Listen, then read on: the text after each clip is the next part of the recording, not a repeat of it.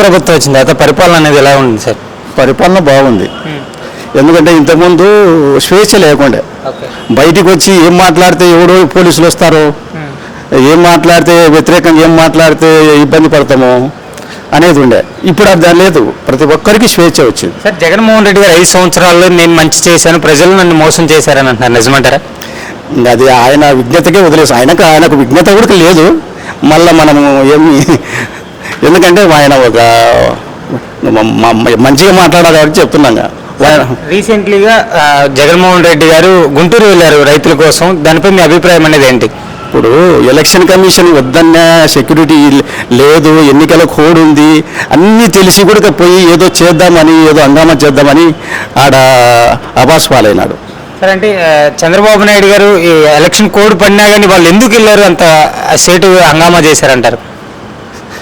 ఇంకా ఎందుకు వెళ్ళినారంటే ఏదో సాధించం, ఏదో జనంలో నేను కూడా సీఎం అనిపించుకోవాలి పిల్లలతోని. వాళ్ళు తెచ్చినారు మామూలుగా పేటీఎం బ్యాచ్ వచ్చింది కదా, అందరికీ డబ్బులు ఇచ్చి 500, 1000 రూపాయలు వచ్చి బిర్యానీలు అన్ని తీసుకొచ్చి వాళ్ళని ఒక లారీలు ఎక్కించుకొచ్చి వాళ్ళే సీఎం అనేది, వేరే వాళ్ళు ఎవరు అంటలేరు. ఏదో నిజంగానే రైతులకు అన్యాయం చేస్తున్నారంటారు చంద్రబాబు నాయుడు గారు? రైతులకు అన్యాయం చేసేది. ఇప్పుడు గిట్టుబాటు ధర వస్తుంది, తర్వాత రైతుల అకౌంట్లో డబ్బులు పడుతున్నాయి, తర్వాత పంట 24 అవర్స్లో వాళ్ళ అకౌంట్లో డబ్బులు పడుతున్నాయి. ఇంకా రైతులు ఆనందంగా ఉన్నారు. ఇంకా ఏంది కావాల్సింది? అంటే ఇప్పుడు జగన్మోహన్ రెడ్డి గారు అంతసేటు మరి రైతులు నష్టపోతున్నారు, ఆయన ప్రభుత్వంలో ఉన్నప్పుడు గిట్టుబాటు ధర వచ్చింది, ఈ ప్రభుత్వం గిట్టుబాటు ధర లేదు, ప్రజలు మోసం పోతున్నారు, నేను ప్రజల కోసం పోరాడతాను అంటున్నాడు. మరి అసెంబ్లీకి ఎందుకు వెళ్ళడం లేదంటారు? అసెంబ్లీకి పోతే ఆయనకు ఇదే ఎందుకంటే పోయిన అసెంబ్లీలో వాళ్ళు ఏ విధంగా చేసినారో మనము చాలా చూసినాము, అసెంబ్లీ సమావేశాలు చూసినాము, తర్వాత ఎవరిని ఎంత దుర్మార్గంగా మాట్లాడినారో చూసినాము, అన్నీ చూసినాము. ఇప్పుడు అసెంబ్లీ గేటు తాకాలంటే ఆ మంచి భయపడుతున్నాడు. ఎందుకంటే లేదు, ఏం లేదుగా పోతే అట్లా అయిపోతుంది ఆ మనిషికి. సరే, ఓవరాల్గా జగన్మోహన్ రెడ్డి గారు ప్రభుత్వం ఎలా అనిపించింది? కూటమి ప్రభుత్వం వచ్చిన తర్వాత మీకు అనేది ఎలా ఉంది?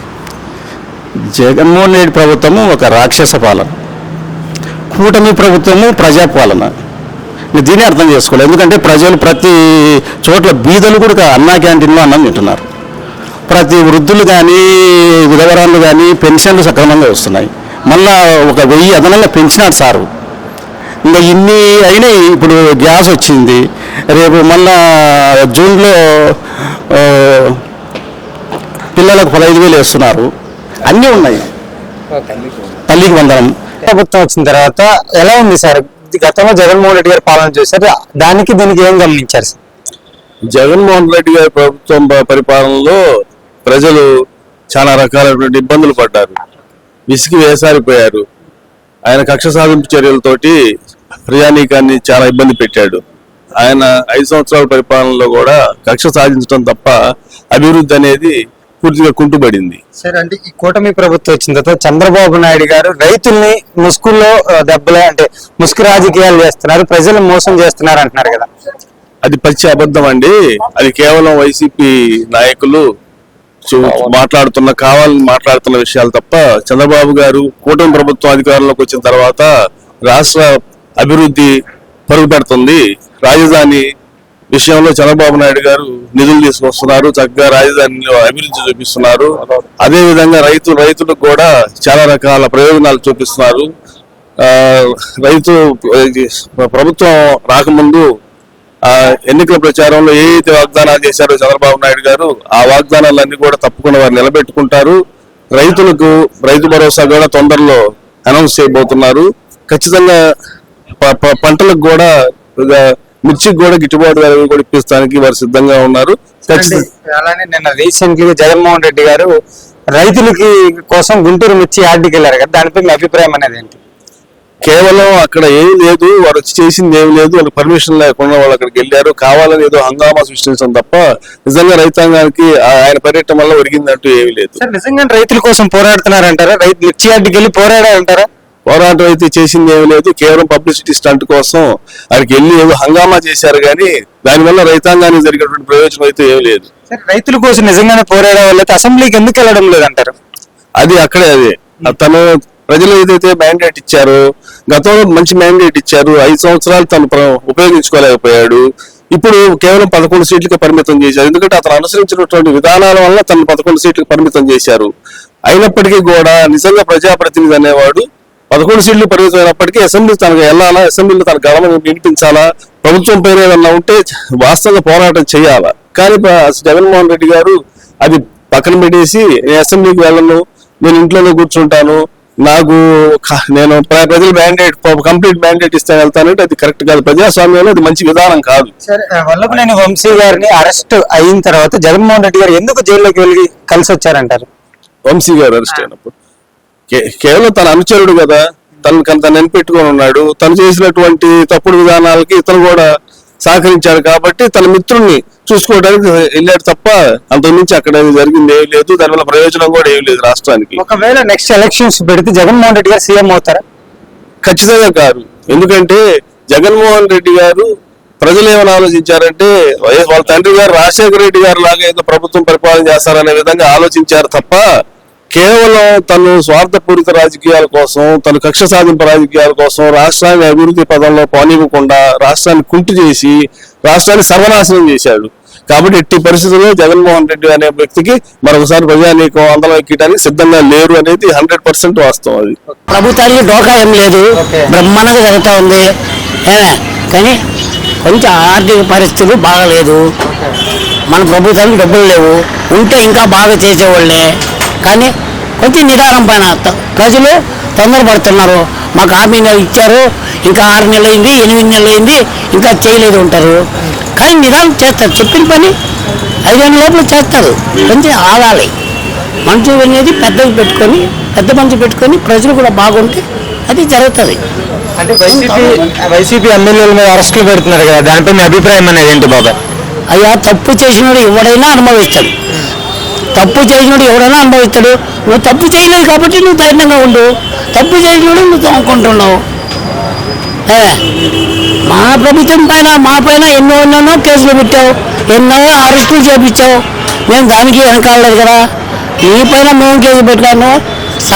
చట్టం చేసుకుని పోతా ఉంటాం. జగన్మోహన్ రెడ్డి గారు ఎందుకని అసెంబ్లీకి వెళ్ళడం లేదు? కరెక్ట్ అంటారా? అది వెళ్తే మంచిదంటారా, వెళ్ళకపోతే మంచిదంటారా? నీతిపరుడు నిజాయితీపరుడు అంటే వాళ్ళ ఆయన పేరు ఎత్తుకురావాలనుకోండి. జగన్ గారు అసెంబ్లీకి పోయింటాడు. మనం ఎవడు ఎన్నెన్నా అనుకుని మనకు 11 సీట్లు వచ్చినాయి, ప్రజలంతా ఇచ్చేశారు. మన 11 సీట్లలో మనం పోయి నిలబడి మనం ఒకడైనా పోరాడదాము. అప్పుడేమన్నావు ఎలక్షన్ ముందు? చిమ్మం ఒకడే అన్నావు. నువ్వు వాళ్ళు కూడేసుకొని వచ్చే తమ్ముడు బాగాలేదు, నేను ఒక్కడే చిమ్మం అన్నావు. ఆ చిమ్మం పోయిండొచ్చు కదా, నువ్వు అసెంబ్లీకి వాదించి ఉండొచ్చు కదా. అది లేదు, అదే నీ మూర్ఖతనం. అంటే చంద్రబాబు నాయుడు గారు ప్రజలు మోసం చేస్తున్నారంటారా? చంద్రబాబు నాయుడు ప్రజలు మోసం చేశారంటే చంద్రబాబు నాయుడికి ఓట్లు వేయంటారు. అర్థంగా ఆ ప్రభుత్వం బాగుంది కాబట్టి చేస్తాడు, కాబట్టి చెప్పిన మాట నిలబెడతాడు కాబట్టి చేస్తారు ఓట్లు. చంద్రబాబు నాయుడు గారు అధికారంలోకి వచ్చిన తర్వాత రైతులు నష్టపోతున్నారని చెప్పేసి ఆయన ధర్నా అనేది చేస్తున్నారు కదా. రైతులు నష్టపోతున్నారు, ధర్నా చేస్తా ఉన్నాడు అనేది ఆయన ఇది. అది కానీ ఆ రైతులు ఆ మాట చెప్పలేదు కదా. ఈయన ఏదో ఒకటి కాలం గడపాలి, అసలు గారు కూర్చొని అసెంబ్లీకి పోకుండా బయటకు నిలబడుకొని ఏదో ఒకటి చేయాలి ధర్నాలు. మళ్ళీ నెక్స్ట్ అధికారంలో జగన్మోహన్ రెడ్డి గారు వస్తారా బాబాయ్? అది దేవుని ఆదాయం, దేవుడు నిర్ణయించబోయేది. ఈ 5 ఏళ్ళ తర్వాత ఎవరికి ఎట్లుంటుందో మనం చెప్పలేం. రాజకీయం అనేది ఒక అబ్బ సొమ్ము కాదు, అవునా? ఒకరు అబ్బ సొమ్ము కాదు. చంద్రబాబు నాయుడు కూటమి అనేది కొంచెం బాగానే ఇప్పటికీ బాగుంది. అది పేరండి అప్పారావు సార్. కూటమి ప్రభుత్వం వచ్చిన తర్వాత ఎలా ఉంది సార్ పరిపాలన? బాగుంది, గత ప్రభుత్వంతో పోల్చుకుంటే చాలా బాగుంది. ఏంటంటే గతంలో ఏం జరిగింది, అసలు ఆయన ఏం చేశాడు, పరిపాలన ఎందుకు నచ్చలేదు? పరిపాలన అంటే ఏదైనా మా యొక్క అభిప్రాయాలు చెప్దామంటే దాడులు చేయడం, కేసులు పెట్టేసేవారు. స్వేచ్ఛ లేకుండా పోయింది గత 5 సంవత్సరాలు కూడా. కూటమి ప్రభుత్వం వచ్చిన తర్వాత కేసులు అనేది వైసీపీ ఎమ్మెల్యేల మీద పెడుతున్నారు అంటున్నారు, దానిపై మీ అభిప్రాయం అనేది ఏంటి? అదే తప్పు చేసిన వాళ్ళు శిక్షిస్తామని చెప్పేసి ఎలక్షన్ ముందే హామీ ఇచ్చారు. చట్టం ప్రకారం శిక్షిస్తామని చెప్పేసి చంద్రబాబు నాయుడు గారు, నారా లోకేష్ గారు క్లియర్ గా ముందే చెప్పారు ఎలక్షన్ కి ముందే. సరే, అంటే లోకేష్ గారు రెడ్ బుక్ పరిపాలన జరుగుతుంది, ఆయన టార్గెట్ చేసి ఎమ్మెల్యేలను అరెస్ట్ చేస్తున్నాడు వైసీపీ వాళ్ళు అంటారు, నిజమంటారా? అదేం కాదు. ఎందుకంటే ముందే చెప్పారు ఎవరు ఎన్ని తప్పులు చేశారన్నది రెడ్ బుక్ లో నోట్ చేసుకున్నారు అంతా. అవన్నీ ఇప్పుడు బయట తీస్తాను, వాళ్ళు చేసినటువంటి తప్పులన్నీ బయట తీసి చట్టం ప్రకారం వెళ్తున్నారు వాళ్ళు. అది అంటే సార్ వైఎస్ జగన్మోహన్ రెడ్డి గారు రీసెంట్లీగా రైతుల కోసం పోరాడుతున్నా అని చెప్పేసి గుంటూరు యార్డుకి వెళ్ళారు. దానిపై మీ అభిప్రాయం అనేది ఏంటి? అది దాన్ని ఏ విధంగా అంటే డ్రామాలను కూడా అనుకోవచ్చు, ప్రజల్లో సింపతి కోసం డ్రామా అని కూడా అనుకోవచ్చు. అది ఏంటి సార్ అసలు ఎమ్మెల్సీ కోడ్ పడింది, ఇప్పుడు వెళ్ళి అంత మందితో కలవడం అంత అవసరం అంటారా? మరి గత 5 సంవత్సరాలు చూసాం కదా, కోర్టులే వ్యతిరేకించేవారు, చట్టాల్లో ధిక్కరించేవారు. మరి ఈ వాళ్ళకి పెద్ద సమస్య కాదు, మరి అదే జరుగుతుంది మరి ఇప్పుడు కూడా. సార్ నిజంగానే రైతుల కోసం పోరాడుతున్నారు అనుకుంటున్నారా మీరు? నిజంగా అంటే అనుకోలేదు.